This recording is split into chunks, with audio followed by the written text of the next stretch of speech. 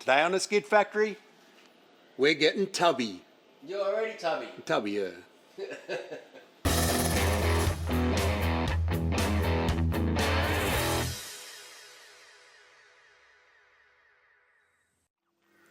Welcome back to the Crown Factory. We're back working on the good crown, not the other one, or the other one. We're back to working on the, what do we call it? The big block crown. Let's go with that. Righto. Now that we've got the body back on the chassis, or the new chassis, or the other chassis, we are able to check wheel fitment. So the wheels are 255/60/15 Zestino Drag Radials. Probably a little bit bigger than it's meant to have on it, let's just say that. They almost fitted, but back in the day when we did the bodywork, I hadn't cut out any of the inner guards or any, like the guard lip or anything like that at the time, so that's kind of bitten me on the arse now, but never mind. We got Matt to the rescue. This is pretty much his specialty, among other things, isn't it, mate? Yeah, it's pretty much what we do. Shorten the diffs, widen the tubs. That's right. So what is a tub, Alan? Please explain. You hear people saying, oh, it's tubbed, etc., all the time, and what it refers to is the wheel tub, which is obviously in the back of the car there.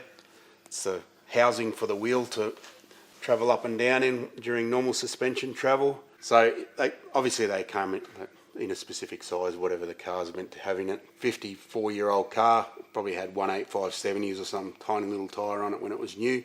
So it's actually a pretty generous size tub for something that was never meant to have big tyres on it. But it's not quite big enough for the tyres that we're going to fit. So Matt's come in and put his scanners over it and figured out how to add a bit to it. You want to explain what's going on, Matt? Yep, so we've just cut the factory inner out. This is kind of called like split tubbing. It's not really a mini tub, but people call it that. So what's a mini tub? This is what we were going to get to, actually. There's a lot of ways to describe. So a tub I would call what John's Utes got on it. So giant, a full to fit tub. Huge slicks underneath. And a mini tub's for... A mini tub, typically you will not use the factory inner. You'll square it off or use a pressed inner that's aftermarket. This, people call it split tubs. It's just a mini tub. But you're reusing the inner wheel tub to make it so look... It's probably a bit more economical way of doing it, and also makes it look like factory more so on the inside. Yeah, it just makes it a little bit neater if you don't want that pressed metal or aftermarket metal look in the boot. This tub's actually ready to go back into the car. We've already cut it out and prepared it, etc., or Matt has. So the process is basically he finds a good line to cut out where it's not going to interfere with other things, and he's going to be able to get at it to re-weld it back in. So it's cut through obviously the top of the arch and also the bottom where the boot floor is, or the rear seat as well. There's a section, in this case, it's what are we adding, 50? Yeah, around 50 I think about 50 mil we're adding to it just to bring it out to the rail. We add a piece here and we remove the same amount on the bottom, and that allows the whole thing to go back over and sort of get up to the rail. So that's ready to go. Now he's going to stick it in there, and you got to trim it down, or? Yeah, I always make it a little bit bigger. Push it in there, mark it, trim it down, and it's actually all butted together, which Matt likes to do because I don't know. Yeah, I just think lapping an edge it just provides a point for moisture to get into, rust, Looks more obvious. I just think it's a bit of a nicer job if you butt everything up, but you don't have to do it that way. What was that? Say that again. Do your best and blackjack will do the rest.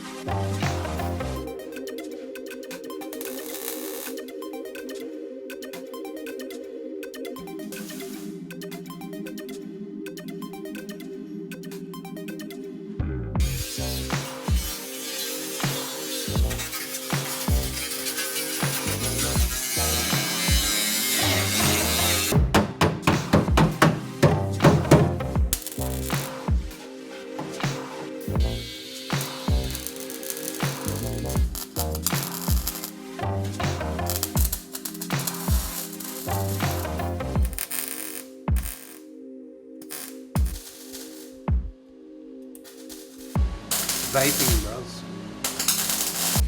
That's some RoboCop there, Alan. I was around when RoboCop was made. Can you put those on and say Hasta La Vista? Even that's totally different reference. Come with me if you want to live. Bro. Got the left-hand side mini tub or split tub or whatever you want to call it. Mostly done. It's all welded in there. It's pretty much ready to just be primed and put some blackjack or whatever you want to call it.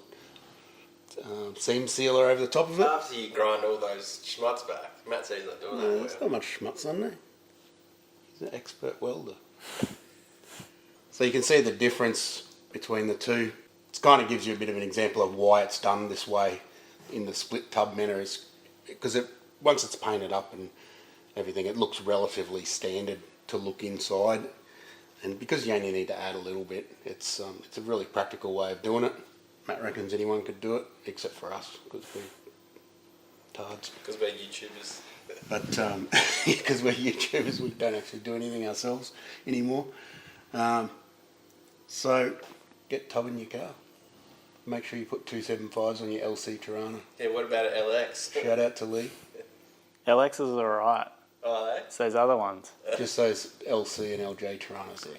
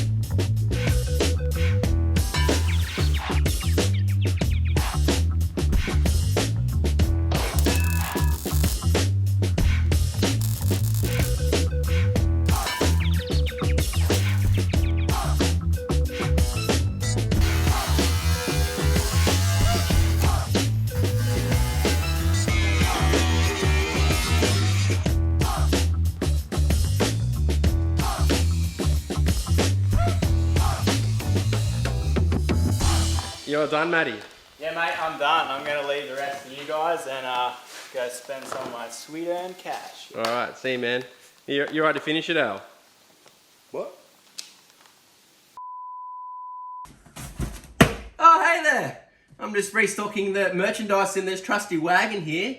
We've got some hoodies, we've got some stubby coolers and some hats.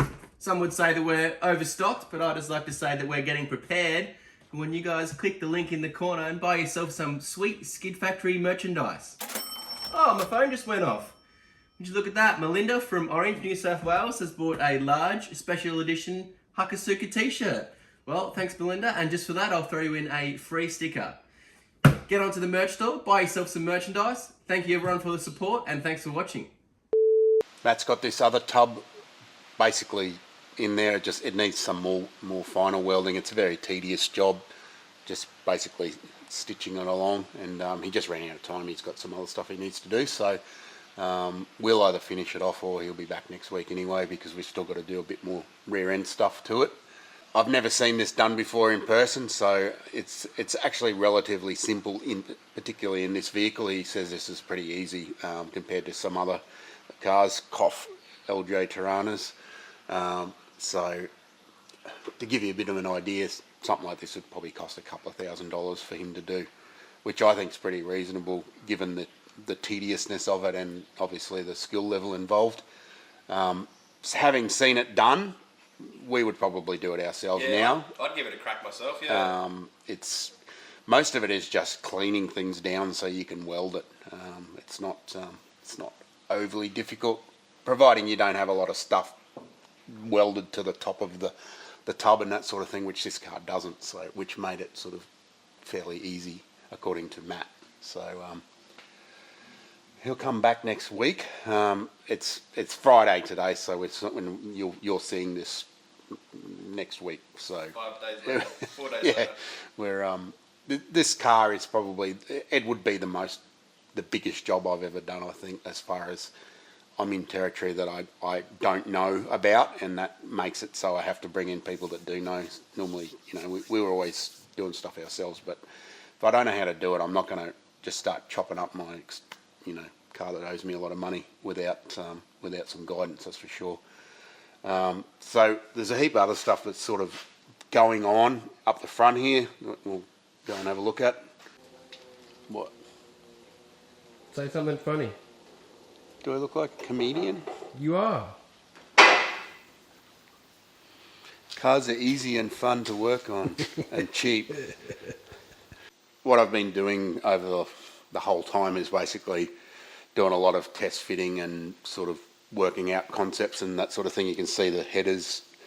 I've got a couple of runners there just tacked in and a collector in a place that I think will work. But what I've done is had everything bolted on, wheel on, full lock, full suspension compression, and sort of built it around that to make it fit. So that's where they've ended up. These are two 3.5 inch collectors. They flare out to 3.5, but I'm not going to be able to fit 3.5 inch exhaust through there. So I'll cut them off and it'll just be twin 3 inch, which is, I don't know, not big enough for a LS1, but should be all right for a 7.4 litre blown big block. You know how it is. It's just horses for courses. The sump and suspension continues to be an open problem. It's been very difficult. The pump built into the back of the engine is just incompatible with the steering setup as it was. I've tried two different racks, a center steer rack and the Yaris rack. The steering box obviously doesn't fit either. We had a visit from the guys from Hopper Stoppers, who also have provided a brake kit for this, just the traditional old AU3 caliper that we've used on heaps of cars. Works really well. They've actually got a brake kit from this from way back probably in the 70s or something. It's all once they've done it once, it's all on engineering papers, so they can actually produce it for you. So we've got that to go on. But when they came and had a visit, we met Pete, who's the owner of Hopper Stoppers, original owner. He's actually a mechanical engineer, and I sort of started picking his brain while it was here, and he sort of came up with some concepts of how we could get past this and explained things like steering arm angle and all sorts of stuff. Scribbled it down. Right, yeah, right down to drawing things on napkins at a restaurant that we went to. So it was really interesting to meet Pete and sort of pick his brain a bit. So he's came up with possible ways to sort of fix our problems with sump and oil pump and steering arrangements and that sort of thing. So we're sort of working on that at the moment, which basically involves changing the whole steering setup from one side to the other, putting the strut bar or tension rod or whatever you want to call it to the rear, which is like an LJ Tirana, changing the rack to the front. I've got a Tirana rack. So we're still working through that. I'm sort of taking it slowly, and I've been chopping up the old chassis and just sort of experimenting with it to sort of work the concept out before we touch this. So it's kind of looking like it can work at the moment, which is a bit of a relief because it has been doing my head in. As I said, this is probably the most difficult thing I've ever had to work my way around, so it's getting there. The big block, not the big dog, but my actual engine is almost ready to go on the dyno. The guys at Harrop have done I sent it back to them looking like a dog, like it had 4 different paint colours on it and stuff over the years. We didn't have time to dress it up, so they wanted to show it off at Motorex, which they've done now, so they've actually gone through and given it a full detail and everything, so it looks magic now, especially with that massive TVS 2650 on it. So we're going to head down and do the dyno, which is going to be at Dandy Engines on an engine dyno. When is that happening? Well, as soon as they call us and tell us to come down, we'll be down there. It's going to be within the next couple of weeks, so that's going to be pretty cool. I will be biting knuckles hard during that engine dyno session, so it's going to be pretty cool. We're also going to check out the Harrop factory and maybe a few other things while we're down there. So we haven't been to Melbourne for a few years now because of COVID, so pretty keen to go down there, high five some friends and check out some cool stuff. So that's the plan. Crown is going slowly, just how it is. It's a big project and it's just one of those things. So we're still working on it. Sounds like my crown's slow. Your crown is slow, but the project is fast. This is the opposite. So that's all we got for this week. Thanks for watching. We'll be back next week with something. I don't know what. What do you reckon? I reckon more crown stuff. More crown stuff? Could be any one of all that. When's that pump arriving for the Hacko? When's this happening? I don't know when it's arriving, but I think it's finished and ready to go. So sump's being cast at the moment by Denny or by Matilda Foundry in Maryborough. So John will then machine it, then we'll fit it, and then hopefully the pump will be here at the time, and then we can. And then I'll do a big skid. We can put it all together and rev it to 8 grand with it and have maximum oil pressure. That is the plan. Thanks for watching. See you next week.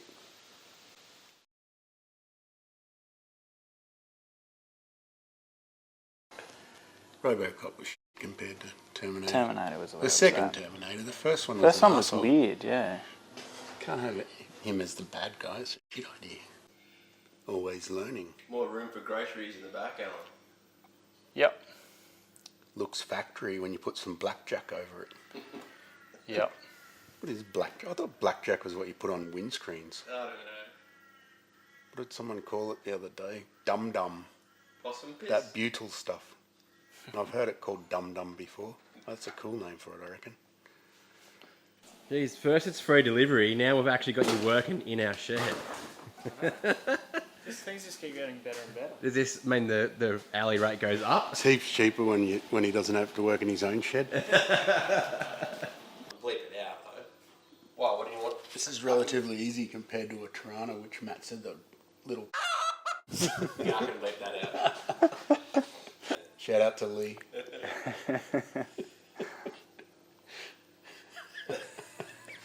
Hey, come on, man. Get it together. What am I supposed to say now? Hey, you bald and tubby. And handsome. Are you going to put that in saddy bags, Al, and sell it as genuine 1968 Crown with a little bit of... I reckon anyone that's into Crown Rust has probably got plenty of it already. A little bit of Skid Factory history, maybe a bit of Hacko sump in there too. It's amazing how much crap comes off a panel when you're not doing much at all to it. All that lock for those reverse entries, Alan. Yeah, dog. You're a drifter. You're going to need like a 10-inch wheel to fit. I could get old mate from McFry to drift it. Have you seen him? Damn, you can skid, eh?